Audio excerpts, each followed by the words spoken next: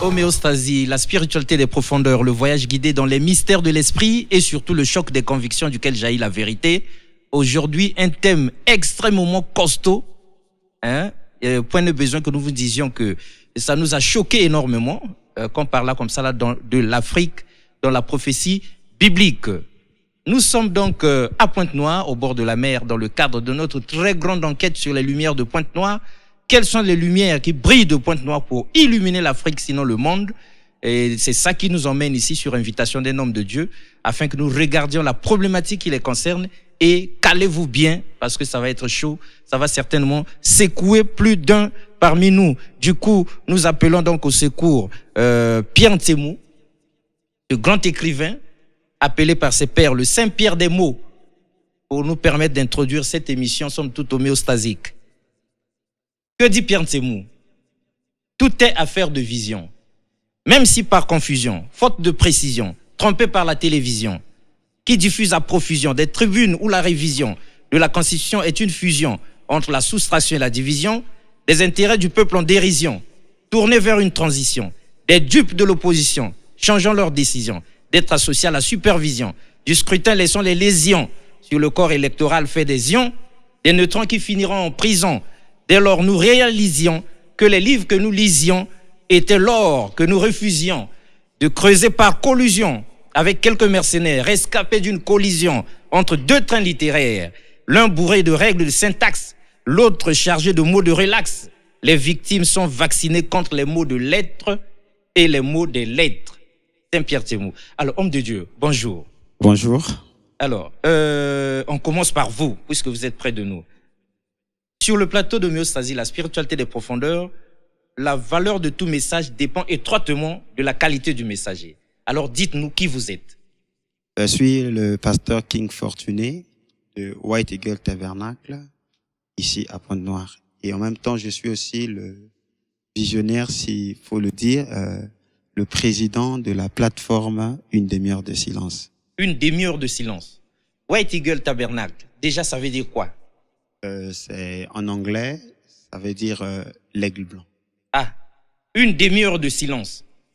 Une demi-heure de silence, c'est une plateforme de concertation prophétique. Je l'ai mis en place en 2015. Donc l'objectif est de traiter des questions purement prophétiques.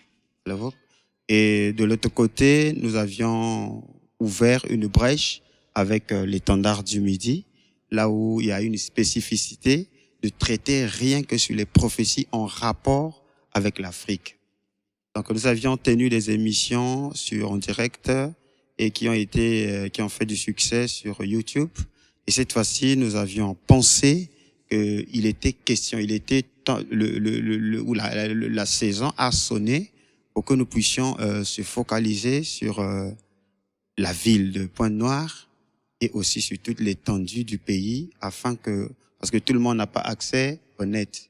Donc, on a voulu utiliser effectivement les médias locaux comme les vôtres pour toucher la population congolaise autour des prophéties en rapport avec le pays de Cam, connu aujourd'hui par l'Afrique.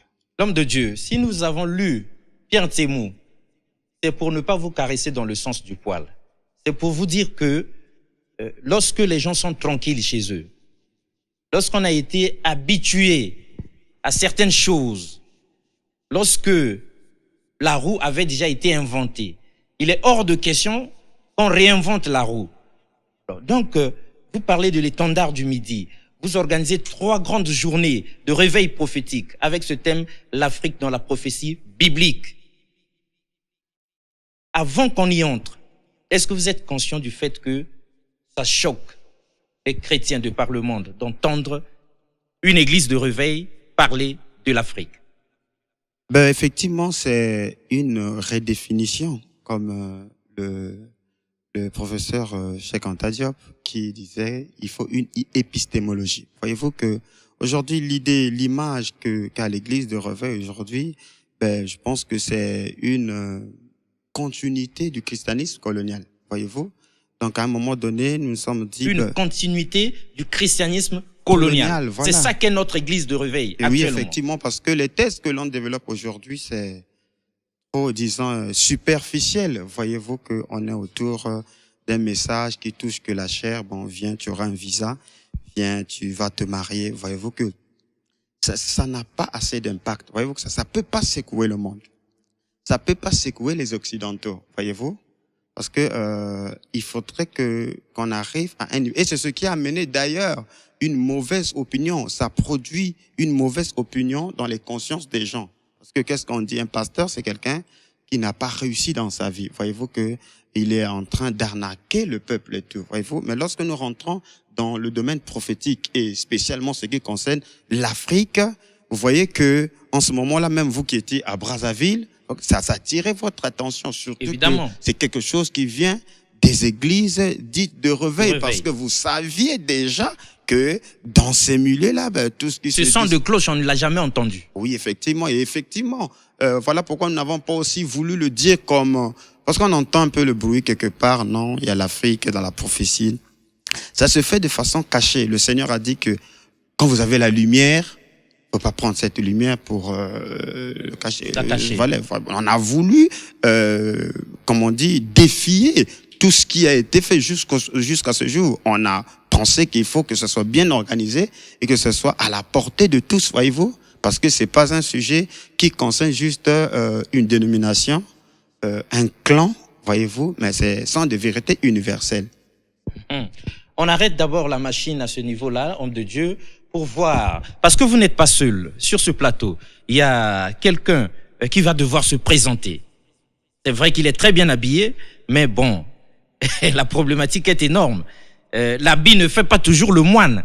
Donc, il faudrait bien que nous regardions à ce qui sort de votre père à vos côtés. Alors, l'homme de Dieu, dites-nous, avec les mots qu'il faut, par définition, par vous-même, qui vous êtes. Comme ça, nous saurons sur quel pied danser. D'accord, je vous remercie, cher ami Bongo. Merci. Et je suis heureux d'être ici sur la terre congolaise. Ah. Je suis le pasteur Dieudonné Aké, venant de la Côte d'Ivoire, du tabernacle Amour Fraternel à Abidjan. Comme je l'ai dit, la Côte d'Ivoire, c'est en Afrique de l'Ouest. Mais savez-vous, si je suis ici aujourd'hui, c'est parce que j'ai une vision qui a rencontré quelqu'un en Afrique centrale qui a aussi la même vision. Et comme il venait de le dire tout à l'heure, j'emboîte le pas pour dire que nous sommes ici effectivement pour redéfinir certaines choses qui n'ont que trop duré. On nous rabâche les oreilles tous les jours que le christianisme serait venu des Blancs et que le christianisme serait une religion des Blancs. Et nous avons hérité cela de nos pères et nous avons continué jusqu'à ce jour. Mais il était temps qu'on s'arrête et qu'on prenne ce qu'on a déjà reçu de nos pères et qu'on puisse approfondir. Car un jour, le Seigneur Jésus dirait, il dit, jetez votre filet en pleine eau. Mais je crois bien que le filet était toujours jeté, puisque aucun pêcheur ne jette son filet dans la forêt. Ah non, du tout. Encore moins dans le désert. Non, non. Mais c'est dans les eaux. Mais ce jour-là, le Seigneur a dit, jetez votre filet en pleine eau. Et quand ils ont tiré, ils ont sorti quelque chose d'extraordinaire. Et ça avait créé toute la différence. Ça a créé toute la différence. Aujourd'hui, nous voulons marquer la différence. Et en même temps, j'avertis que ça pourrait être une rupture avec un passé et une connexion avec un futur nouveau. Et l'Afrique dans la prophétie... Avant que vous n'y arriviez, oui. Avant que vous n'y arriviez, l'homme de Dieu, la Côte d'Ivoire, nous aimons beaucoup. Nous sommes des Africains, on aime la Côte d'Ivoire. Mais c'est quoi la Côte d'Ivoire? C'est Didier Drogba. C'est Magic System. C'est Gou le comédien. D'où vient-il que de Côte d'Ivoire, vous arriviez pour briser ou déranger les choses, les lois établies, pour revisiter l'évangile, pour corriger allègrement, sans paraître le faire, ou pour remettre en question toute l'évangélisation. Déjà que Dr King, qui vous a précédé, dit que le christianisme, tel que nous sommes nés dedans, nous avons grandi dedans, nous avons eu femme et fait des enfants dedans, n'est qu'un prolongement de la colonisation. Alors, d'où vient-il que de Côte d'Ivoire sorte comme ça là un message évangélique, sinon la vérité divine? Depuis quand les Ivoiriens connaissent Jésus ou bien Dieu? Merci beaucoup. C'est ma deuxième fois d'être ici au Congo-Brazzaville, mais ce n'est pas ma première fois en Afrique centrale, puisque j'ai sillonné quand même la RDC à maintes reprises, au moins 6 fois, où je suis allé même à l'intérieur du pays. Et quand je venais en Afrique, chaque fois que je suis venu en Afrique centrale, on me regardait un peu comme un homme qui vient de l'Afrique de l'Ouest et on dit chez vous là-bas c'est l'islam. Et que fait un Africain, Ouest-Africain aussi dans le christianisme qui est aussi solide? Oui, normalement vous devriez être en soutane. Voilà, et c'est ce que les gens nous disaient. Et je leur dis non. Bon, on va pas rentrer dans l'histoire de la Côte d'Ivoire, mais la Côte d'Ivoire ne se limite pas seulement à Drogba, à Gou, comme à Magic System, comme vous venez de le dire. La Côte d'Ivoire compte aussi avec le pasteur Aké Dieudonné et avec d'autres hommes de Dieu sérieux qui ont pris la décision de fouiller les Écritures et de mettre de côté d'abord ce que nous avons reçu du colonialisme, qui a pris le temps de nous répéter que l'homme nègre était seulement un subalterne qui devait seulement faire la volonté du maître blanc. Et ils nous ont sélectionné des écritures de la Bible pour nous enseigner en disant que nous devons aimer la pauvreté, nous devons obéir au maître, nous devons être soumis aux autorités et toutes ces choses. Ils ne nous ont jamais aussi dit. Et d'ailleurs, ils sont allés loin, ils ont osé, tel qu'ils ont osé vouloir falsifier l'histoire. Sinon qu'ils l'ont déjà fait. Vous pesez bien vos mots. Je pèse mes mots puisque j'ai des... Ça vous engage aux yeux du monde entier. Ça m'engage pleinement puisque je suis frontal, excusez-moi. Nous aimons ceux qui sont frontaux comme ça. Je suis frontal. Ils ont osé falsifier la réalité. Et aujourd'hui, nous sommes là pour ramener, puisque la Bible dit que tu ne dois pas déplacer la borne ancienne qu'avaient posée tes pères. Exact. Et s'ils n'ont pas eu le froid aux yeux, s'ils n'ont pas eu peur d'aller même changer l'iconographie de celui que nous appelons tous notre Seigneur et Sauveur Jésus-Christ, qui est bel et bien noir selon la Bible, et ils l'ont rendu blanc. Et puisque j'ai dit que je suis frontal et que je suis prêt, je pèse mes mots et je suis prêt à soutenir. Je peux prouver par la même écriture que même le Dieu qui a fait les cieux et la terre dans le ciel, il est noir. Et c'est prouvé dans ces écritures ici. Et puisque la chose, le colon ayant pris la Bible, et d'ailleurs, je vous dirais même que la Bible, bon, je vais me limiter là, mais je dirais heureusement que vous vous limitez un peu parce que vous nous choquez à chaque mot que vous prononcez. Oui, parce que c'est grave. Cette chose a mis l'Afrique là où elle ne devrait pas être. Nous savons très bien que la religion gouverne même les politiques. Et vous n'allez pas contredire puisque depuis les temps immémoriaux, même l'empereur, même le roi se soumettait à un prophète, à un serviteur de Dieu, à un prêtre qui lui disait la volonté de Dieu pour qu'il l'applique pour son peuple. C'est ce que nous dit l'histoire. Nous comprenons alors que les hommes de Dieu que nous sommes, nous ne devons pas nous reléguer à l'arrière-plan et laisser les choses aller de mauvais côté et ne rien dire. Il est temps que nous puissions nous lever et taper du poing sur la table et dire assez, c'est assez. Les vérités sont là, dans ces mêmes écritures qu'ils ont essayé de piéger. Cette même Bible que nous lisons nous tous, depuis toujours. Oui, depuis toujours. L'homme de Dieu. On met une pause à votre Merci. niveau. Parce que il y a un doyen dans les coulisses où on a entendu. Nous avons Louis Aigu. Nous avons su que c'est un doyen. Au moins, lui, il va certainement dire autre chose. Il va certainement corriger ce qui a été dit de tordu par les nouveaux venus dans l'évangile. Ils sont comme des politiciens.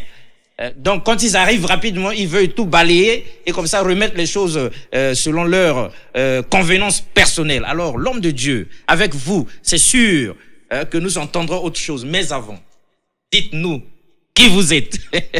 Parce que ce que vous allez dire, sa valeur dépend de vous-même. Qui êtes-vous, de votre identité? Aristide Dessous,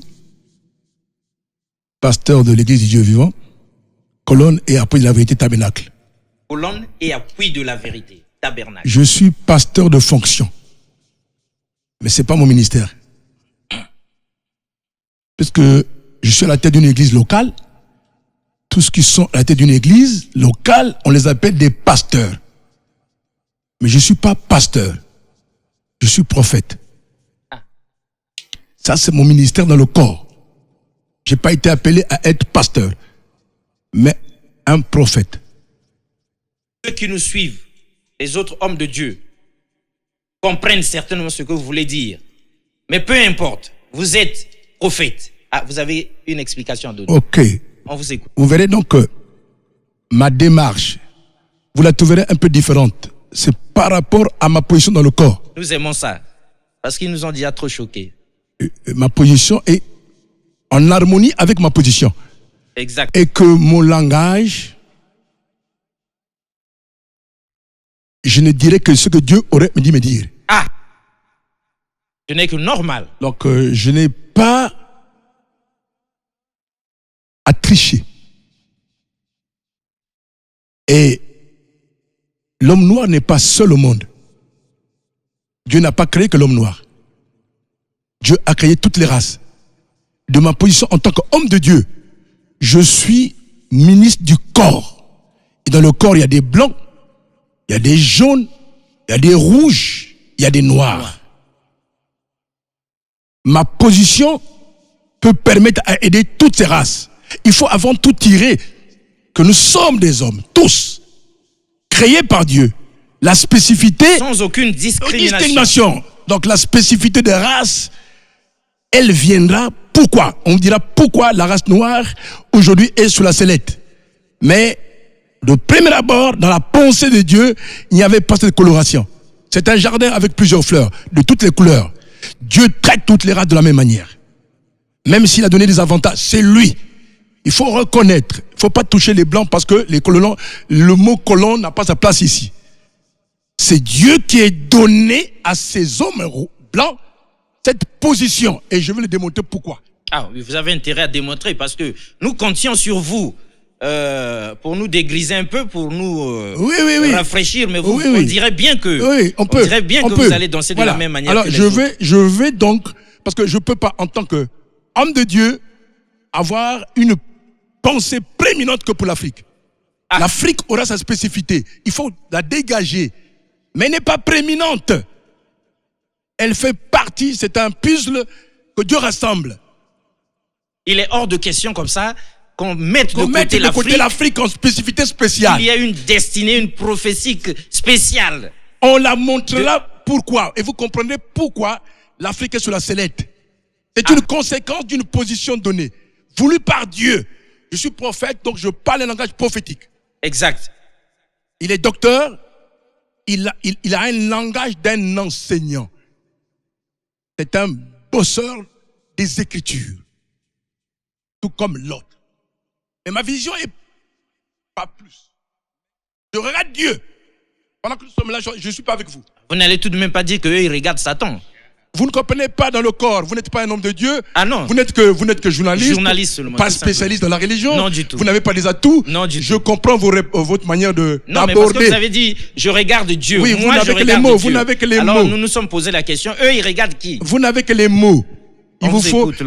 aussi apprendre un peu à aller souvent à l'église pour avoir quelque chose. Merci beaucoup. Pour être un bon spécialiste, merci. Il faut que vous connaissiez ce que vous faites. Parce que j'ai vu des journalistes économistes, j'ai vu des journalistes biologistes. Quand ils touchent la matière, vous sentez qu'ils connaissent quelque chose. Quelque chose. Mais quand je vous vois, faites un effort. Il vous manque beaucoup de choses. On va essayer. Beaucoup de choses. Donc vous risquez de tourner, de ne pas comprendre. Ce sont dans le corps. Le corps signifie quoi? L'ensemble de tous les croyants sauvés. Il y a des spécificités. Comme l'Afrique est une spécificité, nous les hommes de Dieu aussi, nous avons des spécificités. Voilà, il y a des docteurs, il y a des prophètes, des pasteurs, des évangélistes, des apôtres. Chacun a une empreinte. Nous avons la même pensée. Mais l'approche, la manière de la présenter change. Exact. Selon notre position. L'homme de Dieu. Très bien. Vous nous servirez énormément parce que on commence à vous aimer bien plus que les deux autres. Là, vous vous approchez du côté des sceptiques que nous sommes, ceux qui sont contre des concepts comme l'étendard du Midi. Nous autres, on n'aime pas des choses comme ça. L'Afrique dans la prophétie biblique, mais pourquoi pas l'Asie?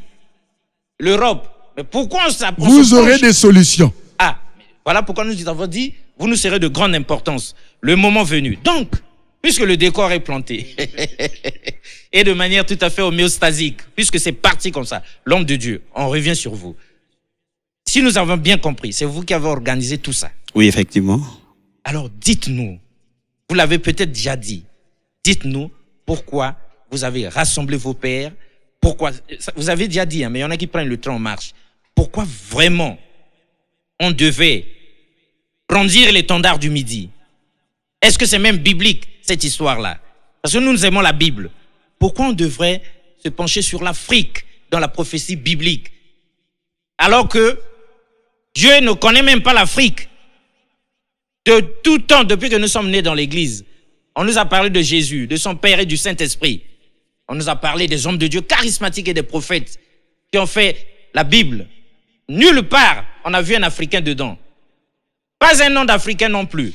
Alors, pourquoi on devrait avoir des prophéties bibliques? Alors, dites-nous, avec les mots qu'il faut, c'est vrai que vous venez remettre en question un peu, comme le pasteur a dit là-bas aussi, qu'il était temps que l'enfant ayant grandi comprenne les choses par lui-même. Maintenant, là, vous avez fait une certaine investigation spirituelle, vous avez découvert des choses. Au lieu de vous limiter à tout ce qui vous avait été fait avaler ou bien ingurgité par le passé. Alors, dites franchement, là, on ne veut pas vous déranger. On vous donne 5 minutes à chacun, recommençons par vous. Dites franchement ce que vous avez à dire. Après, nous savons que le pasteur Ake, il s'apprête encore à larguer une autre bombe. Mais bon, vous avez 5 minutes pour dire à tous ceux qui nous suivent ce que vous avez à leur dire. Voyez-vous que il fut un moment où l'esclave n'avait pas le droit à la connaissance. Voyez-vous?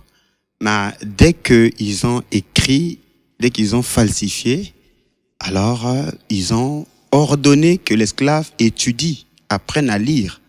Mais cette lecture que l'esclave a fait, c'est une lecture orientée. Voyez-vous? Une fois que la notion de la malédiction a été d'ailleurs inculquée ou introduite, et jusqu'à ce jour, même dans le programme d'études de l'UNESCO, on enseigne que l'Afrique est maudite par la malédiction des Cam, ce qui est archi faux. Et d'ailleurs, sous la mission de l'étendard du Midi, nous sommes ici prêts à lancer des défis contre tous ces intellectuels qui ont inséré ces genres de thèses dans l'éducation. S'il y a possibilité qu'on s'asseye pour revoir ces choses comme notre... On sera bien obligé de s'asseoir parce que là, vous avez provoqué des choses. Les abeilles étaient tranquilles, l'homme de Dieu. Vous êtes venu carrément plonger votre main dans la ruche alors qu'il y a du miel dedans. Oui, tout à l'heure... On ne peut pas vous laisser tranquille. On vous écoute avec toute l'attention du monde. Tout à l'heure, le prophète Essou vient de dire que... Voyez-vous que si vous êtes journaliste et que vous abordez les choses de la religion, vous êtes obligé d'avoir un aperçu. Un aperçu. Donc, sinon, on est un peu handicapé. Voilà. Donc, en tant que des intellectuels qui insèrent ces genres d'enseignements qui concernent la Bible, ben, ils devaient consulter des spécialistes de la Bible. Donc, aucun moment dans la Bible qu'il est dit que l'Afrique est maudite. Donc, c'est une erreur monumentale. Et quand vous avez fait signe que vous aviez mentionné que Dieu ne connaît pas les Africains. Mais c'est archi faux. Bon, c'est archi faux. Je te dis que c'est archi faux. Bon, peut-être qu'il y a trop de prophéties en rapport avec, effectivement, l'Afrique dans la prophétie. Dans la Bible. Dans l'Ancien Testament. Et, bon, certains vont dire c'est l'Ancien Testament, mais j'aimerais d'abord commencer dans le Nouveau Testament. Dans le Nouveau Testament, il y a 3 écoles. 3 écoles où ont été développées des thèses d'évangélisation ou des écoles qui avaient des missions. La première école est l'école de Jérusalem, qui était gouvernée par les 12 apôtres. Mais Jésus-Christ n'avait pas simplement les 12 apôtres. Il avait aussi des disciples. Donc la deuxième école est mentionnée dans Acte 13. C'est l'école des Noirs ou l'école d'Antioche. Dans Acte 13. Acte 13, on va lire. Donc ça, ceux qui nous suivons leur Bible. C'est la deuxième école. Bien que vous avez dit Acte 13, ils ont ouvert. Dans la deuxième école, Acte 13, Et Paul, qui sort de cette école, il va créer la troisième école, qui est l'école d'Éphèse, voyez-vous, où il développe sa pensée. Mais lesquels qui sont dans Acte 13 ici, il y avait dans l'église d'Antioche des prophètes et des docteurs. Comme Il vous reste nous 2 sommes minutes ici. pour développer là-dessus. Barnabas, virgule, Siméon appelé Niger. Ah oui? Niger. L'original, voyez-vous que c'est la falsification, si vous voulez. L'original, c'est Siméon appelé le nègre. Donc, parmi ces prophètes et les docteurs, il y a déjà un noir qui est là. Et c'est bien mentionné. C'est écrit noir et blanc. Mais c'est que nous passions pieds joints là-dessus. Mais c'est la mission de l'étendard du Midi. Parce que jamais on a vu. Voilà, c'est l'étendard du Midi. Et d'ailleurs, le sous-thème, c'est la gardienne des vignes et la vigne non explorée et exploitée. Voyez-vous? Donc, il y a des vignes dont cette femme a fait l'apologie. C'est comme une dame qui laisse ses enfants pour aller garder les enfants d'autrui, les amener à l'école, les nourrir, les éduquer. On les appelle généralement des bonnes. Voyez-vous? Mais pendant ce temps que vous êtes là, une nounou pour les enfants d'autrui, mais la question, qui éduque tes propres enfants? À vous. Parce que l'Afrique, la Soulamite, qui est une négresse, elle dit, je suis la gardienne des vides. Mais donc, la mienne... vous commencez à nous faire plaisir. Alors, donc... Mais il vous reste 1 minute. 1 minute, ok. Donc, il y a Siméon, le Niger, donc le nègre, Lysius de Cyrène. Donc, Cyrène, la Cyrénaïque... C'est l'actuelle Libye. Oui. Qui était peuplée par des Noirs, comme Carthage, autrefois, qui est l'actuelle Tunisie. Et la franchise intellectuelle voudrait que, en ce temps, lorsqu'on parle de Carthage, la Cyrénaïque ou Alexandrie, mais c'est le pays de Cam, qui n'a jamais été l'Afrique. Oui, l'appellation, mais sinon que je crois qu'il faut redéfinir toutes ces choses-là, que c'est le pays de Cam. Voyez-vous, donc je suis juste là, dans le Nouveau Testament. On a des Noirs qui sont ici. Et Paul, n'en parlons pas lorsque nous allons rentrer dans la question de Paul. Donc, voilà. C'est pour vous dire que là, nous sommes dans le Nouveau Testament. Dans le Nouveau Testament. Donc, la deuxième école. On retrouve l'Afrique. Oui, la deuxième école qui a servi la base pour l'évangélisation, puisque Paul sort de là. D'accord, l'homme de Dieu. On arrête votre machine. 5 minutes au pasteur Aké. 5 minutes pour vous justifier. 5 minutes pour nous ouvrir les yeux. Parce que vous savez, nous commençons à nous pencher de votre côté. Depuis le temps que nous étions en soutane à l'église catholique, protestante, salutiste et autres, on ne nous a jamais dit qu'il y avait quelque rapport que ce soit entre l'Afrique, les Africains que nous sommes, et la Bible, sinon la prophétie biblique.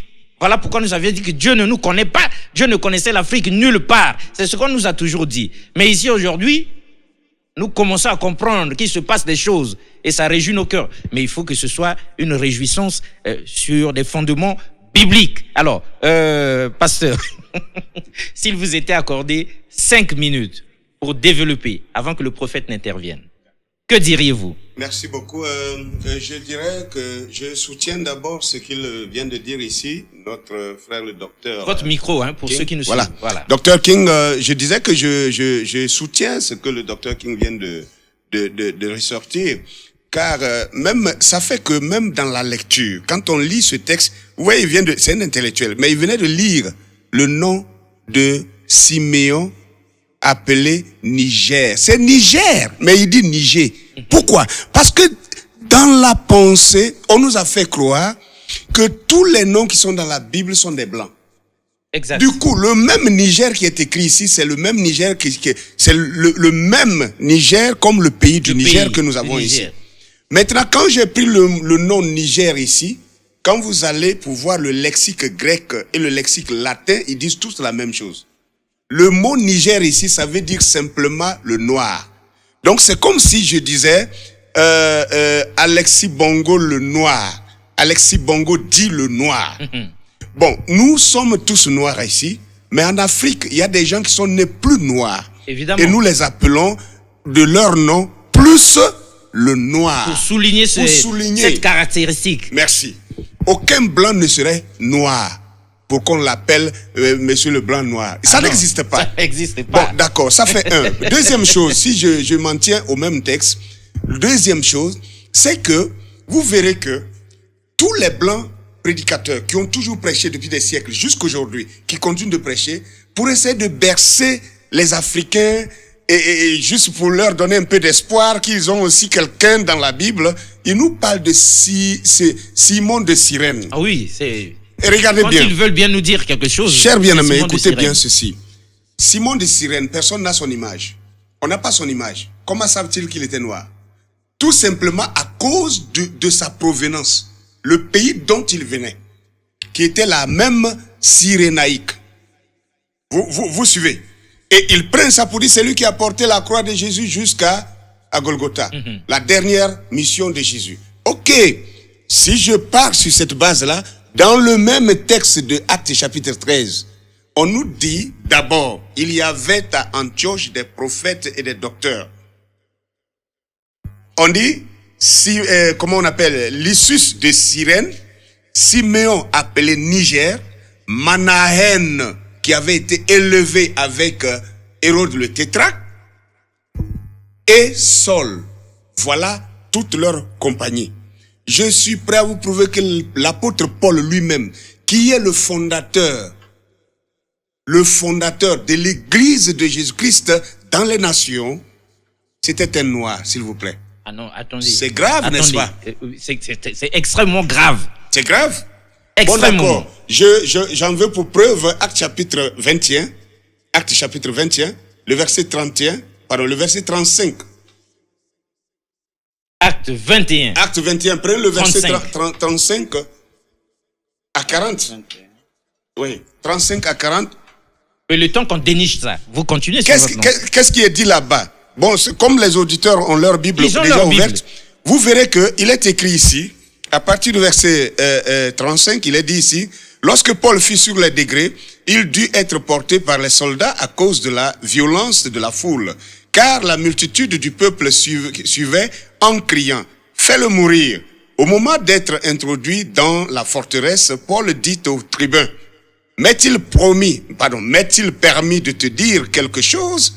Et le tribun maintenant qui répond, oh, sais-tu le grec? Sais-tu parler le grec? Et il dit ensuite, tu n'es donc pas cet Égyptien qui s'est révolté dernièrement et qui a emmené dans le désert 4000 brigands?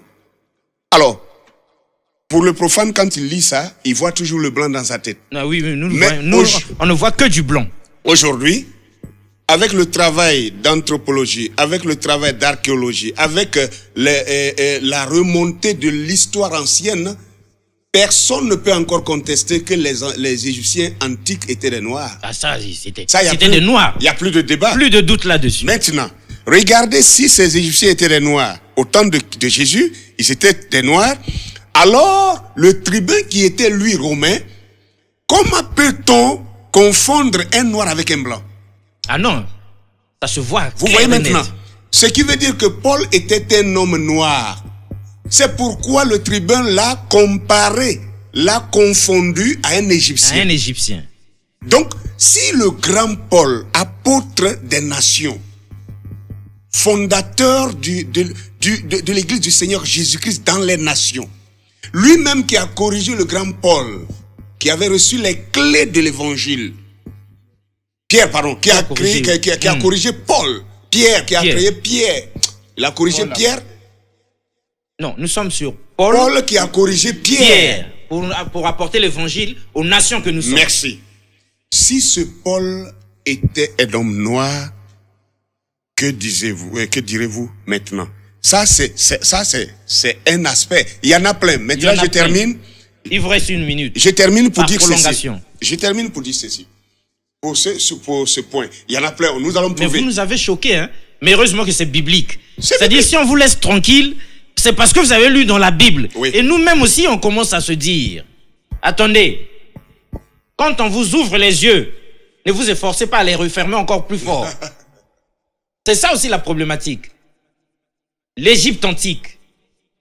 Tout le monde, ou presque aujourd'hui, reconnaît qu'elle était nègre, cette Égypte-là. Or, Paul, jusqu'à ce jour, nous le prenions pour un blanc. Jusqu'à ce qu'on nous ouvre les yeux. Voilà qu'un blanc, un Romain dit, attendez, vous n'êtes pas l'Égyptien dont on parlait dernièrement. Alors, quelle est la relation? Qu'est-ce qu'il peut faire qu'il soit confondu à un Égyptien s'il n'est pas aussi noir qu'un Égyptien? C'est pourquoi nous on a dit, le pasteur Ake peut avoir raison. Mais il a raison. Ce n'est pas peu avoir. Quand on dit que même si on ne sait pas courir, qu'on reconnaisse que le lièvre court. Ah, mais c'est ça. Vite. Donc ça, il n'y a rien à faire. C'est pourquoi j'ai dit que je serai frontal. Voilà. Frontal, quelqu'un ne peut pas être frontal s'il n'a pas les preuves. S'il n'a pas les preuves, s'il n'est pas sûr. S'il n'est pas sûr. Voilà. Je termine pour dire que même sur ce même texte, je n'avance pas encore sur autre chose. Mais vous creusez même sur le ce même même texte-là, sur ce même texte, nous voyons maintenant qu'il y a quelqu'un, Lysus de Cyrène. On dit Lysus de Cyrène.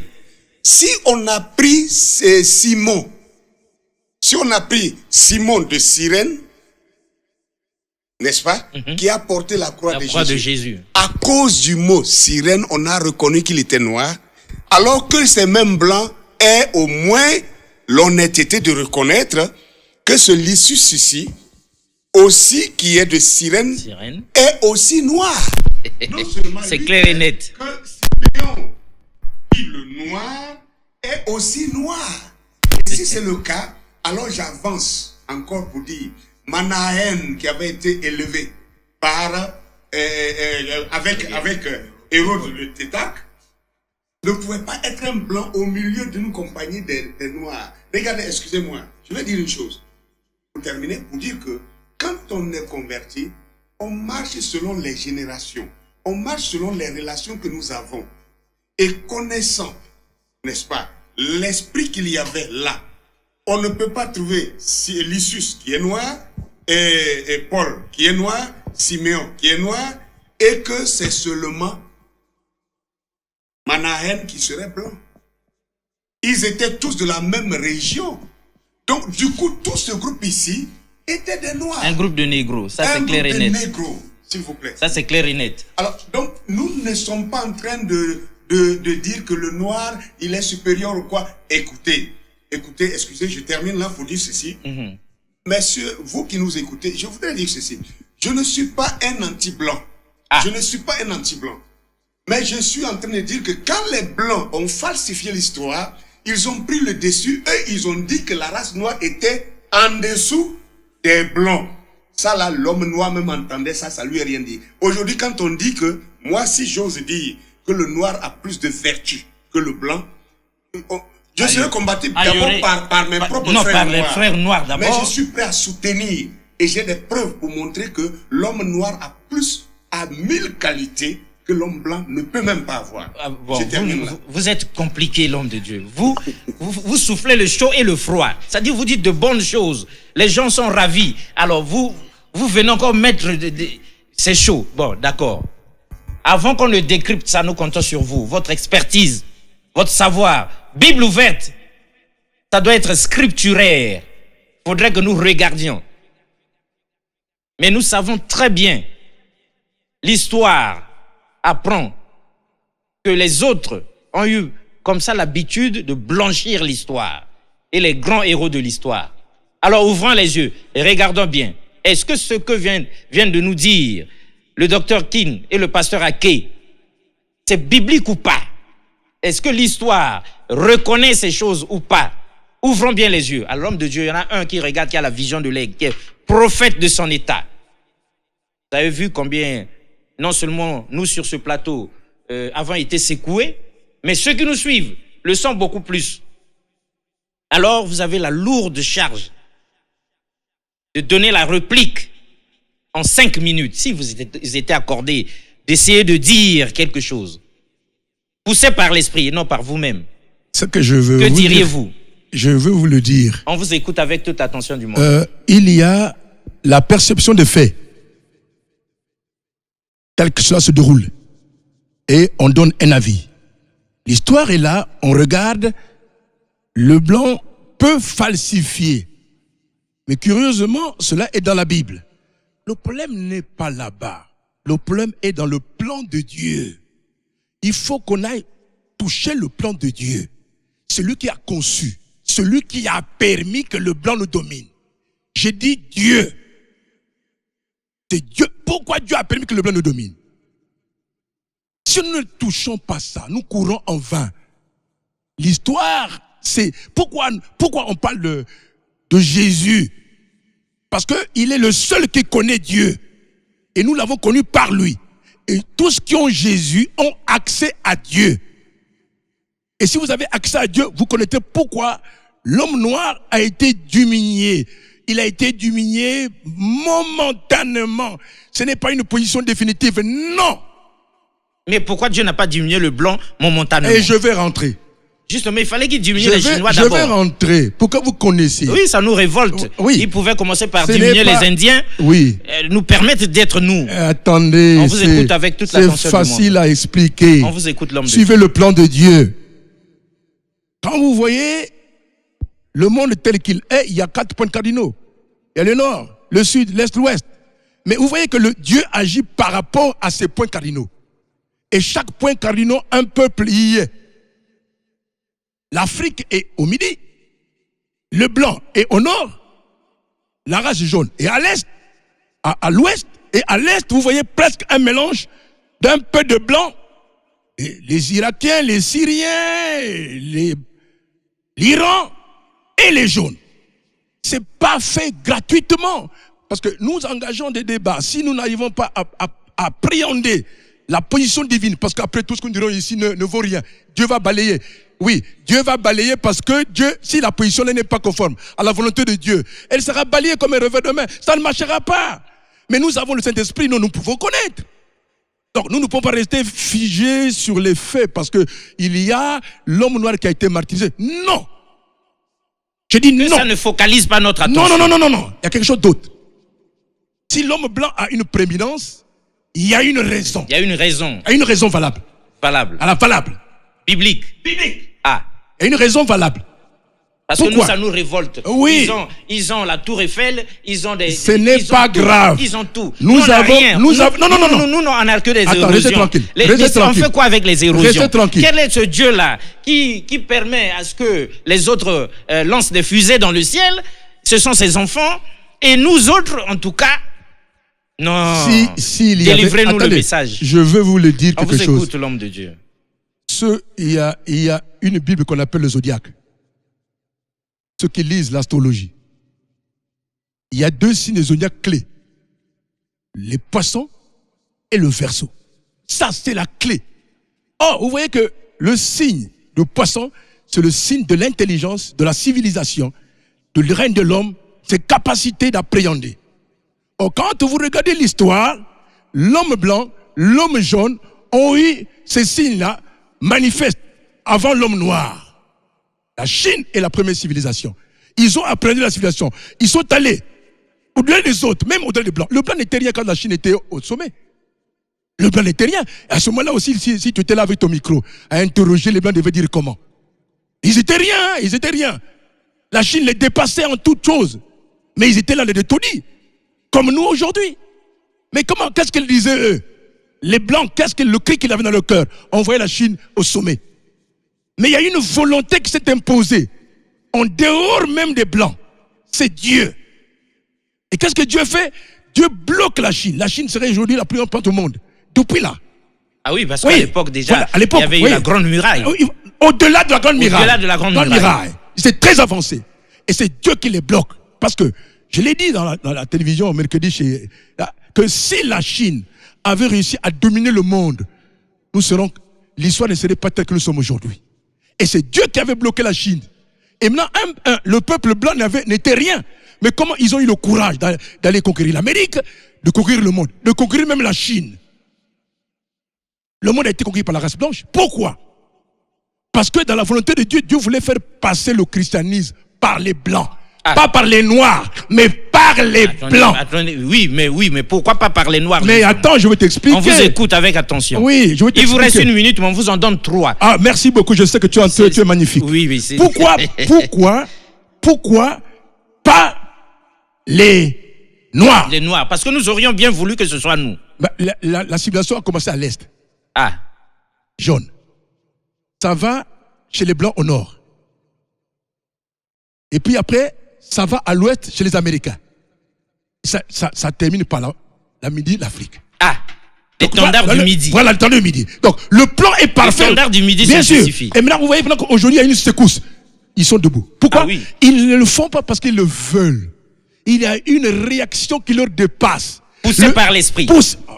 Donne-moi la main. Ah, donc nous aussi, on sait un tout petit peu. Tu as reçu l'onction prophétique, je crois. Attends, hein. Donc, poussé par l'esprit, il y a une volonté divine qui dit le temps est arrivé que l'Afrique soit réhabilitée. Alors, l'Afrique a subi des humiliations terribles. Bon, je vous pose une question. Jésus n'était pas parti aux enfers, mort aux enfers. Bon, maintenant, quand tu vas aux enfers, au plus bas niveau, quelle est la foi de ton élévation? C'est pas le sommet. L'élévation vient de l'abaissement. Jésus a été abaissé au plus bas niveau. Quand il est sorti, il est allé au-dessus des cieux. L'Afrique a été humiliée de tout temps. Maintenant, là, Dieu veut élever l'Afrique. Vous m'excusez. Au-dessus de l'homme blanc, au-dessus de l'homme rouge, au-dessus de l'homme jaune. L'Afrique va arriver à ce niveau. Tu vas danser. Reste tranquille parce que l'autre jour, personne ne va arrêter ça.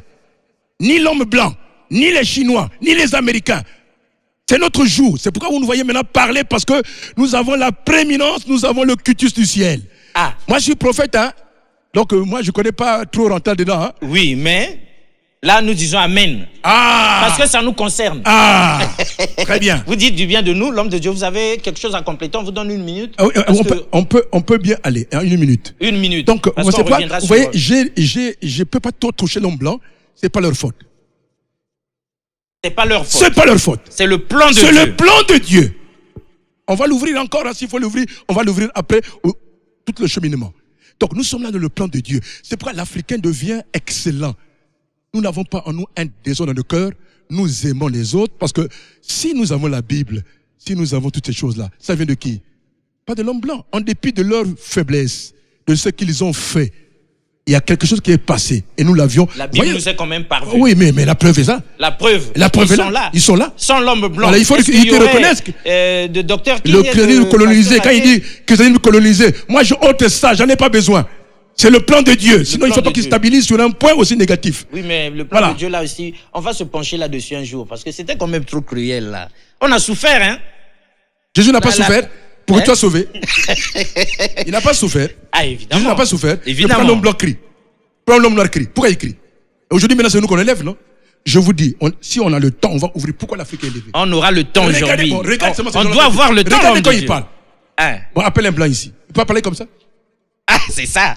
L'homme de Dieu. Il nous reste 3 minutes pour atterrir dans cette première partie. C'est un non-stop. On va continuer. Mais si vous étiez donné à vous de vous partager ces 3 minutes, une et demie, pour cette première partie, que diriez-vous?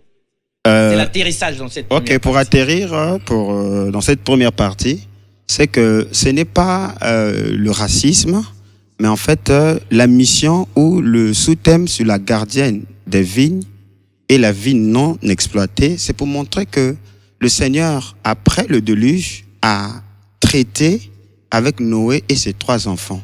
Et ces 3 enfants sont 3 tentes ou 3 vignes. Voyez-vous, il y a la vigne de Sem, il y a la vigne de Japheth ou les tentes de Japheth et il y a les tentes de Cam. Voyez-vous, donc il y a eu un temps où Dieu a travaillé, il a scellé les alliances avec Sem, d'où est sorti Abraham jusqu'au Seigneur Jésus-Christ. Et Paul, dans les Romains, dit les alliances, les promesses, l'adoption, c'est pour la lignée de Sem, c'est-à-dire les Juifs. Quand le Seigneur vient, il ferme la porte de Sem pour ouvrir la porte de Japheth, rentre dans l'évangélisation du milieu. Voyez-vous, avec l'église, c'est-à-dire l'évangélisation. Donc, quand je parle du christianisme colonial, en fait, ce n'est pas la Bible comme telle, mais l'intention que ceux-là qui nous avaient apporté voyez-vous que, voilà, hein, donc c'est un instrument, ça a été trafiqué pour des raisons personnelles et à travers lesquelles ils ont utilisé les principes de l'esclavagisme. Des raisons personnelles qui n'avaient rien à voir avec le salut des âmes. Avec le salut des âmes. Mais à la fin, Dieu doit rattraper cela quand on arrive à la fin de l'évangélisation du pays de Japheth avec le dernier messager, bien sûr, qui est William Aaron Branham, qui est d'ailleurs... Le très grand prophète William Aaron qui est d'ailleurs un mix, parce qu'il est de Japheth en tant qu'Irlandais, mais il est aussi de Cam en tant qu'Indien. On atterrit dans cette première partie parce que le pasteur Ake aura la lourde charge de démarrer la deuxième partie. Mais vous,